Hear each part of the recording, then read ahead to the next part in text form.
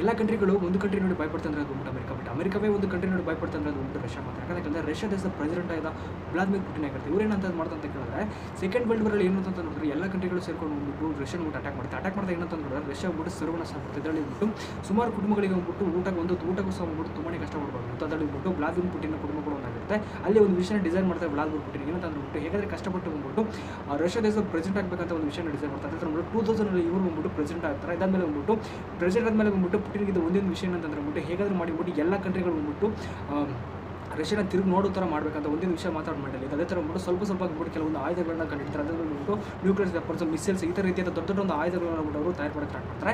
ಇದಾದ್ಮೇಲೆ ಬಂದ್ಬಿಟ್ಟು ಅವ್ರ ಅಧಿಕಾರ ಯಾವ ಥರ ಇತ್ತು ಅಂತ ಕೇಳಿದ್ರೆ 2024 ತನಕ ಬಂದ್ಬಿಟ್ಟು ಇವರೇ ನಮ್ಮ ರಷ್ಯಾದ ಒಂದು ಪ್ರೆಸಿಡೆಂಟ್ ಆಗಿ ಇರಬೇಕಂತ ಬಂದ್ಬಿಟ್ಟು ಅಲ್ಲಿ ಎಲ್ಲ ರಷ್ಯಾದ ಜನರು ಸಹ ಬಂದ್ಬಿಟ್ಟು ಆಸೆ ಪಡೋ ಥರ ಬಂದ್ಬಿಟ್ಟು ಆ ರೀತಿಯಾದ ಒಂದು ಅಧಿಕಾರ ಮಾಡ್ತಿದ್ರು. ಸೊ ಅದರಿಂದ ಬಂದ್ಬಿಟ್ಟು ಸುಮಾರು ರೀತಿಯಾದ ಬಂದ್ಬಿಟ್ಟು ದೊಡ್ಡ ವೆಪನ್ ಆಗಿರ್ಬೋದು, ದೊಡ್ಡ ನ್ಯೂಕ್ಲಿಯರ್ ಬಾಂಬ್ಗಳಾಗಿರ್ಬೋದು, ಮತ್ತು ಮಿಸೈಲ್ಸ್ ಆಗಿರ್ಬೋದು, ದೊಡ್ಡ ರೀತಿಯ